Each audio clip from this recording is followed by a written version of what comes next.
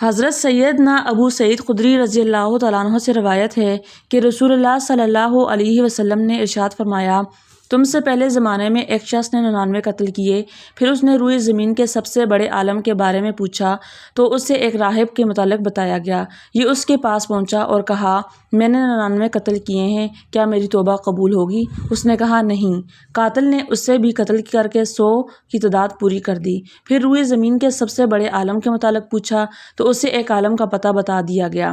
یہ اس کے پاس پہنچا اور کہا، میں نے 100 قتل کیے ہیں، کیا میری توبہ قبول ہو سکتی ہے؟ عالم نے کہا، ہاں، تمہارے اور توبہ کے درمیان کون رکاوٹ بن سکتا ہے؟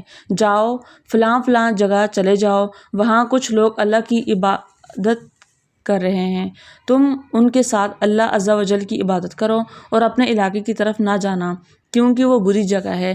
چنانچہ وہ قاتل عالم کے بتائے ہوئے علاقے کی جانب روانہ ہو گیا۔ جب وہ آدھے راستے پر پہنچا تو اسے موت نے آ لیا اور اس کے متعلق رحمت اور عذاب کے فرشتوں میں اختلاف ہو گیا۔ رحمت کے فرشتوں نے کہا، یہ شخص توبہ کرتا ہوا دل سے اللہ عز و جل کی طرف متوجہ ہوتا ہوا آیا تھا، اور عذاب کے فرشتوں نے کہا، اس نے کوئی نیک عمل ہی نہیں کیا۔ پھر ان کے پاس ایک فرشتہ آدمی کی صورت میں آیا، انہوں نے اس کو اپنے درمیان فیصلہ کرنے والا بنا لیا۔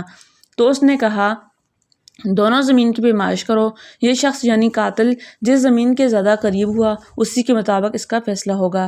جب فرشتوں نے پیمائش کی تو وہ اس زمین کے زیادہ قریب تھا جہاں اس نے جانے کا ارادہ کیا تھا، چنانچہ رحمت کے فرشتوں نے اسے لے لیا۔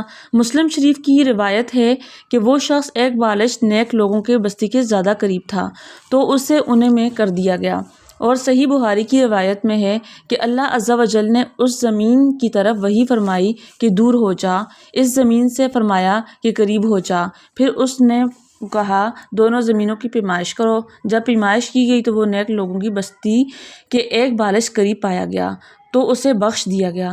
ایک روایت میں ہے کہ اس نے اپنا سینہ نیک لوگوں کی بستی کی طرف کر دیا تھا۔